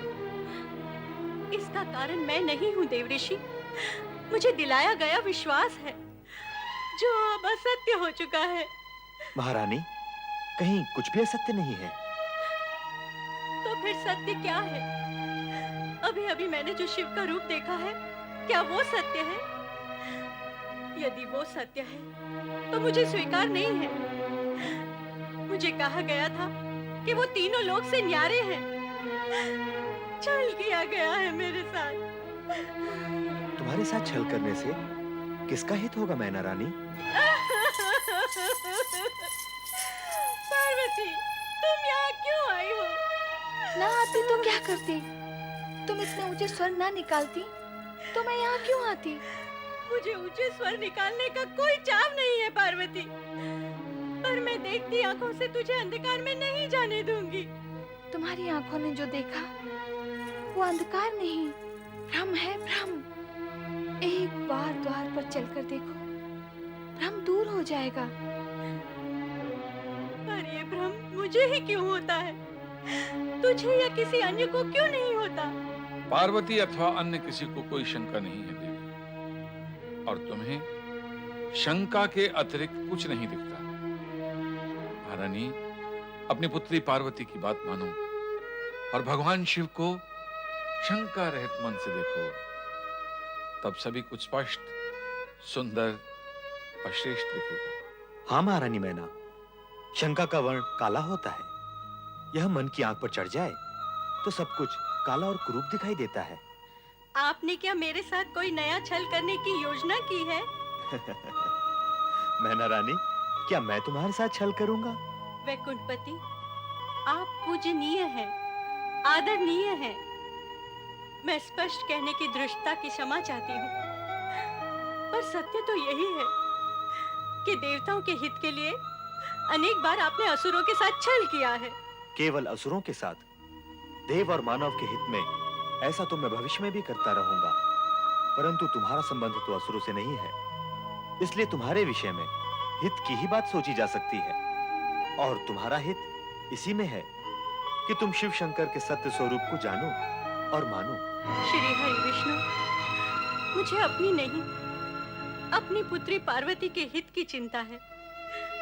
क्या मेरी फूल सी कोमल पुत्री पार्वती उस भयावह भूतनाथ। मैना रानी, जिस पुत्री के हित और मोह में पड़कर तुम बार बार भोलेनाथ को अपशब्द कह रही हो, उस पुत्री से भी तो पूछ लो कि उनका रूप कैसा है। क्या हम सब पार्वती का हित सोच भी सकते हैं? यदि भोलेनाथ का रूप विकराल होता तो जगत की चिंता करने वाले श्रीहरि विष्णु स्वयं इस विवाह से चिंतित होते। यदि अब भी तुम्हें विश्वास नहीं है तो अपनी पुत्री पार्वती से सत्य जान लो। क्या वह भी तुम्हारे साथ छल करेगी? कभी नहीं। तो फिर पुत्री की बात मानकर द्वार पर चलकर एक बार वर राजा को देख लो। हाँ, एक बार जाके देख लो माँ। देखा तो था। वह जो देखा था अहंकारी मन और शंका की दृष्टि से देखा था। अब अपनी पुत्री के पति, अपनी जामाता और वर राजा के मंगल रूप को देखकर तुम्हें सब कुछ सत्य और सुंदर दिखाई देगा। हाँ मैना रानी, यदि मन और दृष्टि में सुंदरता हो तो सब कुछ सुंदर दिखाई देता है। मैना रानी, जामाता की अगवानी के लिए तुम्हें शीघ्र ही द्वार पर पहुंचना चाहिए, क्योंकि जामाता की अगवानी व स्वागत स्वयं वधू की माता ही करती है। अब आप विलंब न करें। विजया, तुम सब जाओ और जाकर जमाता राजा के तिलक और स्वागत की तैयारियां करो।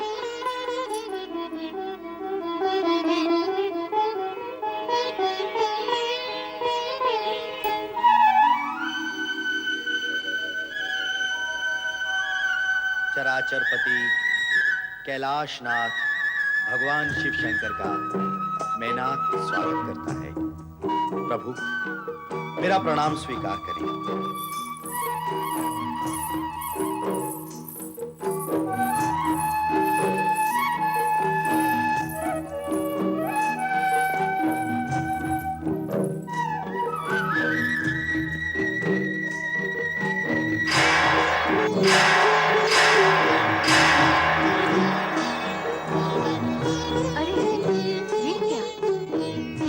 चमत्कार! किन्नर और गंधर्वों की सुंदरता भी तुम्हारे इस रूप के समक्ष तुच्छ है। फिर मैंने तुम्हारा वो भयानक रूप कैसे देख लिया? कौन था वो तुम्हारे मन का ऐसा भूत जिसने अहंकार के गर्भ से जन्म लिया। तुमने जो देखा वो सत्य नहीं था, और जो असत्य था वही तुम्हारी शंका, भ्रम और अहंकार के कारण तुम्हें दिखाई दी। ऐसा इसलिए हुआ कि रानी होने के अभिमान ने तुम्हें पकड़ रखा और तुम्हारी दृष्टि के घृणा भाव ने मुझे जकड़ रखा। यदि ये जकड़ पकड़ न होती तो मैं तुम्हें पहले भी ऐसा ही दिखाई देता जैसा अब दिखाई दे रहा है।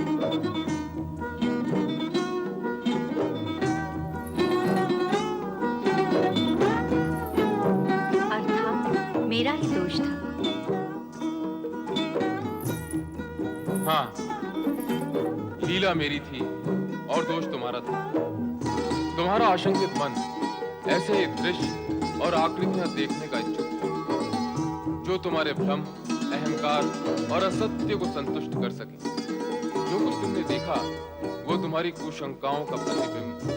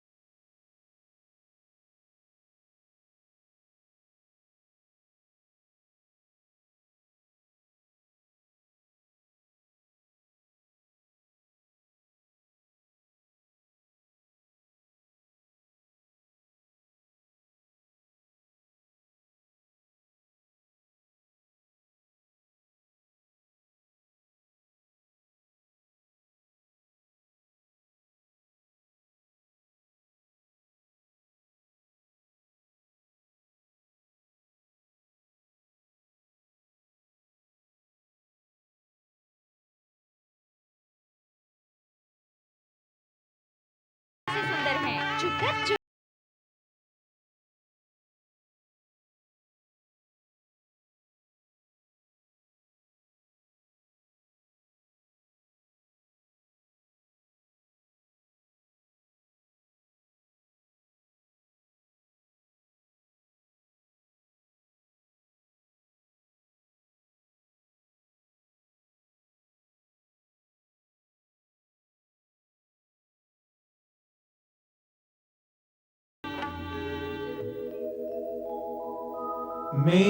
मेनादैवयुता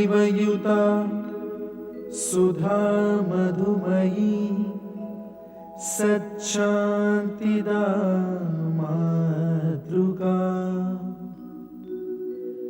तद्वद्दैवयुतो हिमाचलयति साक्षात् स्फटिकाङ्किता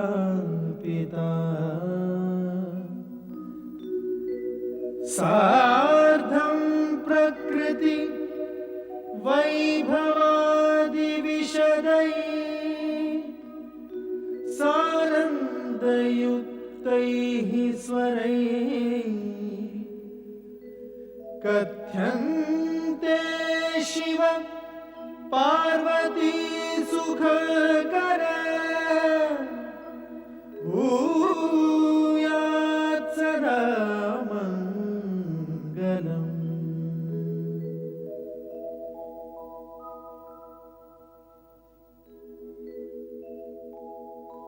आदौ भूतपतिः अऊममिलितो ओङ्कारव्याहार्यते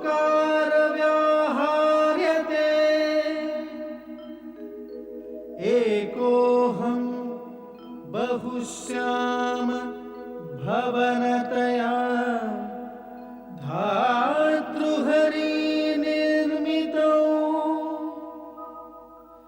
पश्चाद विश्वसमान प्राकृतजना सम्पादिताः शङ्करैः सोऽयं शैव विवाह्यते च प्रकृतिं भूयात् सदा मङ्गलम्।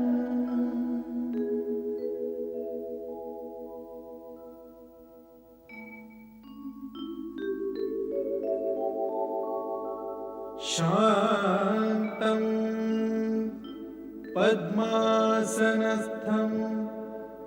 शशिधरमुकुटं पञ्चवक्त्रं त्रिनेत्रं शूलं वज्रं कृपाणं त्रिशूलमपि युतं दक्षिणागे वहन्तम् नागं पाशं च घण्टां डमरुक सहितं चाङ्कुशां वामभागे नानालङ्कारयुक्तं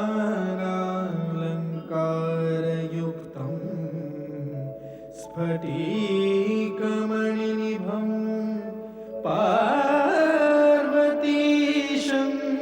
नमामि।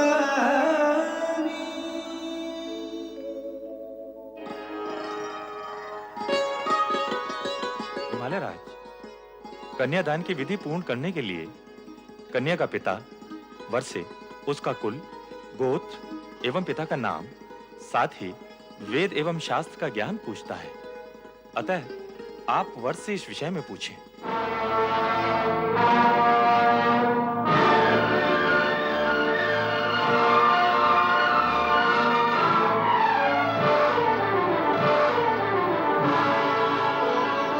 जो आज्ञा गुरुदेव।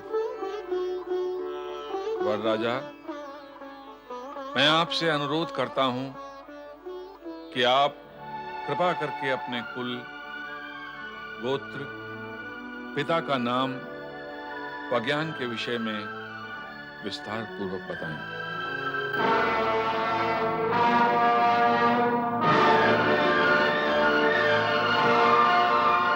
हिमालय राज, ये आप कैसा विचित्र प्रश्न पूछ रहे हैं? वैसा ही देव ऋषि, जैसा कन्या का पिता कन्यादान के समय वर राजा से विधिनुसार करता है। नारायण नारायण। हिमालय राज, ना तो देवी पार्वती साधारण कन्या है, ना ही भगवान शिव साधारण पुरुष। यहाँ ऐसे प्रश्नों की विधि आवश्यक नहीं है। पर देव ऋषि, कार्य तो विधि के अनुसार ही होगा। ऋषिवर, संपूर्ण कार्य विधि के अनुसार ही हो रहा है। विधि का पालन सुविधा और स्थिरता उत्पन्न करने के लिए किया जाता है, परंतु यदि विधि असुविधा और अस्थिरता उत्पन्न करती है तो प्रसंग और अवसर का विचार करते हुए उसे एक ओर किया जा सकता है। देवर्षि, आप विधि से परे क्यों जाना चाहते हैं? मेरा वर्षे, कुल, गोत्र एवं पिता का नाम पूछने में आपको आपत्ति क्या है? नारायण नारायण। ऋषिवर, आप इनके पिता का नाम पूछना चाहते हैं जो संपूर्ण जगत के पिता हैं, जिनके होने से पूर्व किसी का होना संभव नहीं हुआ और जिनके होते हुए सब कुछ शेष रह जाएगा। उनके पिता का नाम पूछना चाहते हैं आप? तो सुनो, उनके पिता का नाम परमपिता ब्रह्मा जी भी नहीं बता सकते। मुझे क्षमा करें परमपिता, परंतु क्या आप शिव जी के पिता के विषय में कुछ बता सकते हैं?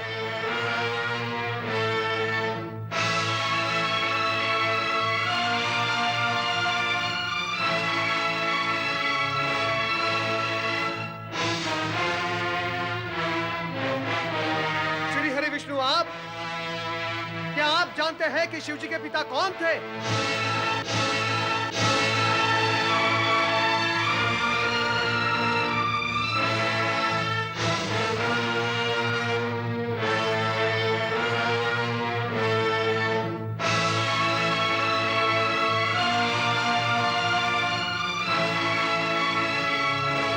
ऋषि गर्ग, गणना का आरंभ तो एक से होता है, एक के पश्चात दो और दो के पश्चात तीन, परंतु आप मुझे ये बताएं कि गणना में एक से पूर्व क्या है? बताएं ऋषिवर कि गणना का अंतिम अंक क्या है?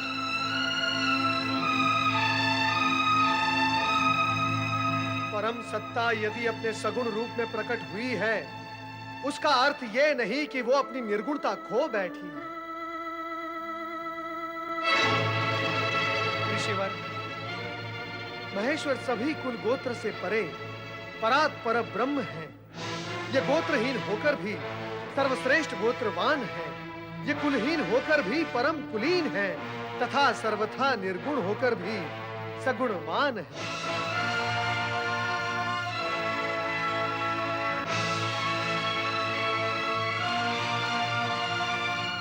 ऐसे व्यर्थ के प्रश्न पूछना ही व्यर्थ है। ऋषिवर, तनिक अपनी दृष्टि उठाकर देखिए शिवजी के उस मुखमंडल को, उस तेज पुंज को जिसका न कोई आदि है न अंत है।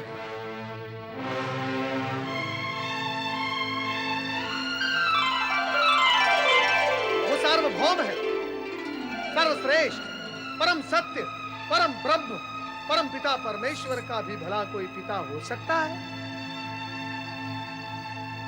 क्षमा करें, क्षमा करें शिव शंकर, मुझसे भूल हो गई।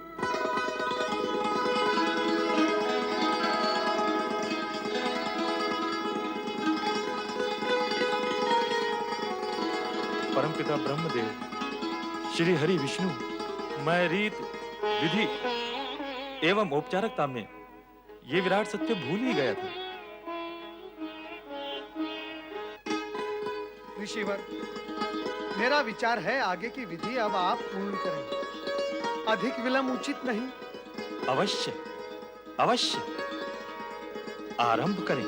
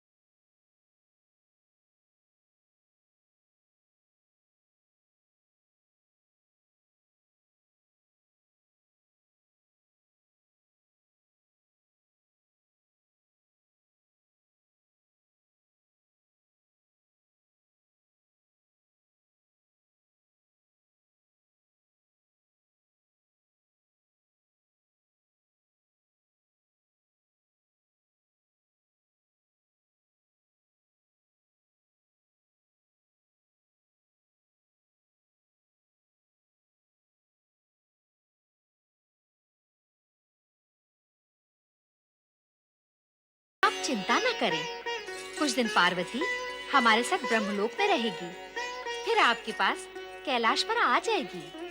ऐसे कैसे होगा? ब्रह्मलोक में रहने के पश्चात कुछ समय के लिए हमारे साथ वैकुंठ में भी तो रहेंगी।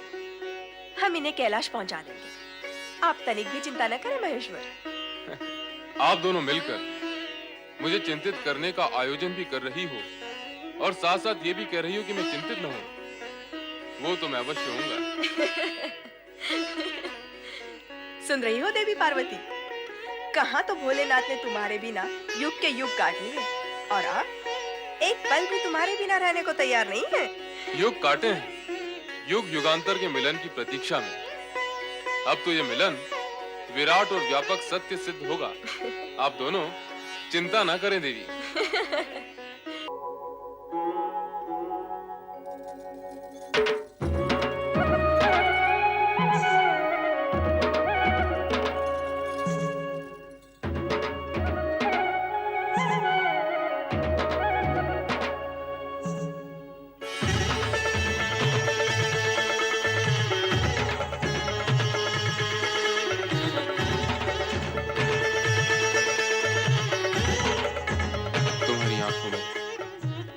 प्रश्न छलक रहा है।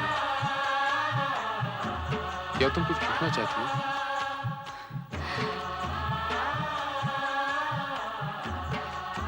अब तो आपकी लीलाएं समाप्त हो गई ना स्वामी?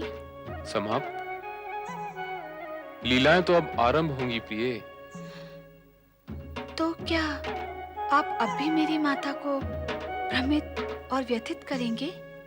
नहीं नहीं, मैंने न तो कभी उन्हें भ्रमित किया है न व्यथित। अब तो हम दोनों के बीच सारे भ्रम और संदेह समाप्त हो गए हैं। मैंने उन्हें विश्वास दिलाया है कि भविष्य में ऐसा कुछ नहीं होगा। पर अतीत में भी ऐसा क्यों हुआ? भावनावश। अर्थात?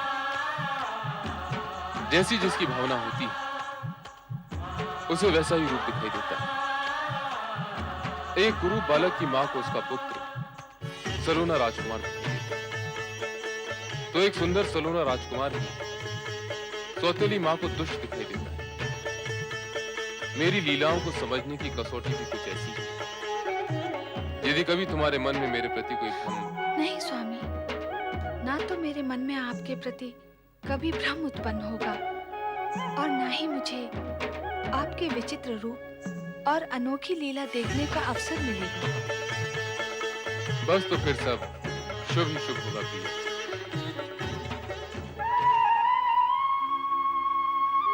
नारायण नारायण श्रीमन नारायण नारायण नारायण। नारद, तुम यहाँ? क्या करता, मैना रानी का दुख मुझे यहाँ खींच लाया, परंतु आपके दुख का कारण क्या है? पुत्री का वियोग ही दुख का कारण है नारद। नारायण नारायण। मैना रानी, कहीं आप इस कारण तो दुखी नहीं कि भगवान शिवशंकर आपकी पुत्री के लिए अयोग्य वर हैं? नहीं देवऋषि, नहीं, कदापि नहीं। शिव जी तो संसार के श्रेष्ठ वर हैं। मेरी पुत्री पार्वती उनके साथ सदैव सुखी रहेगी। मेरे मन में उनके प्रति जो शंकाएं थी, उसी कारण मैं दुख पाती रही हूँ। पर अब सब कुशंकाएं समाप्त हो चुकी हैं देवऋषि। तो फिर तुम दुखी क्यों हो? प्रसन्नता पूर्वक अपनी पुत्री को विदा क्यों नहीं करती? तुम्हें पुत्री मोह है और तुम्हारी पुत्री भगवान शिवशंकर पर मोहित है। विवाह पश्चात तुम्हारे मोह का नहीं, इनके मोह का अधिक महत्व है। अतः मोह त्याग कर प्रसन्नता पूर्वक अपनी पुत्री को विदा करो।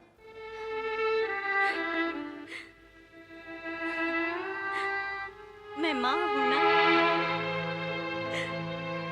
पुत्री का मोह कैसे त्याग दूं?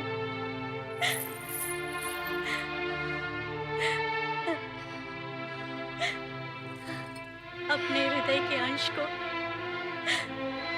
अलग करके विदा करना आसान ही है। मेरी पुत्री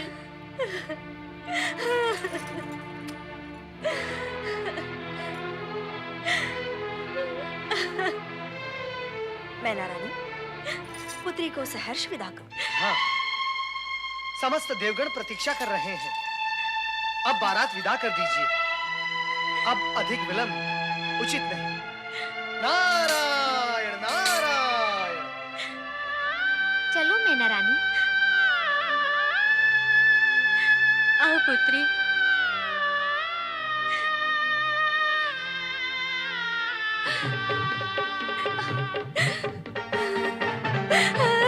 मेरी पुत्री।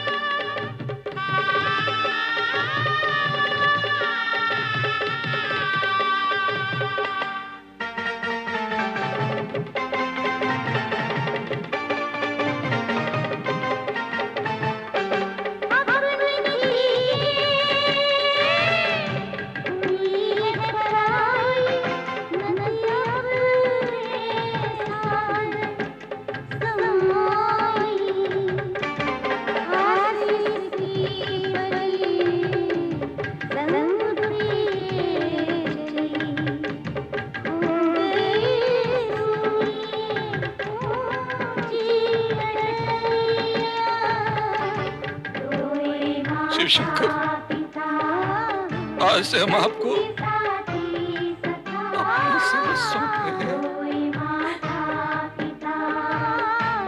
बड़े लाड प्यार से पली है मेरी बच्ची, उसका ध्यान रखना भोलेनाथ। आप तनिक भी चिंता ना करें, मैं पति धर्म का पालन करते हुए पार्वती के सुख दुख का सदा ध्यान रखूंगा। तो अब चलें भोलेश्वर? जैसी आपकी इच्छा।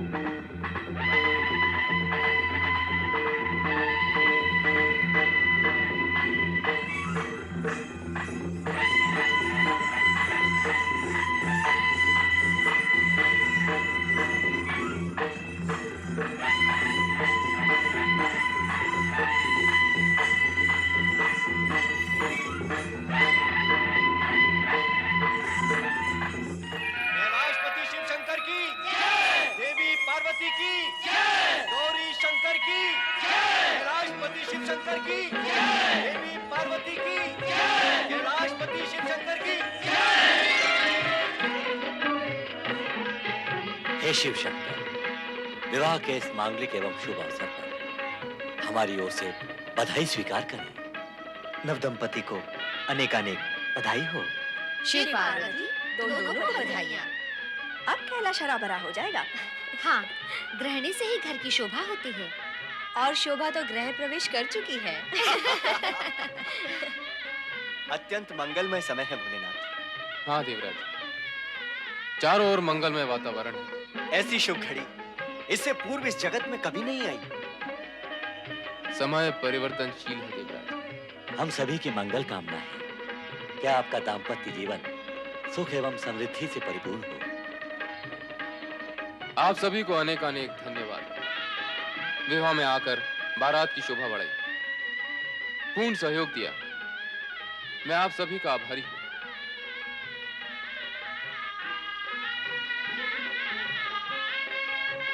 नारायण नारायण, धन्य है आप और आपकी लीला, धन्य है। संपूर्ण जगत का भार उठाने वाला आज स्वयं आभारी है।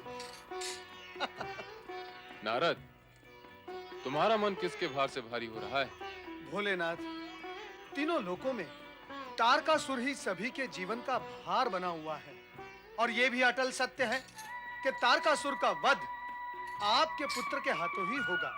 परंतु तब तक उसके आतंक से देवगणों की रक्षा कैसे होगी भोलेनाथ, कैसे होगी? नारद, तुम तो दानव मानव सभी में समान रूप से पूज्य हो। जाकर उस तारकासुर को सद्बुद्धि दो, पाप कर्मों से दूर रहने की मंत्रणा दो।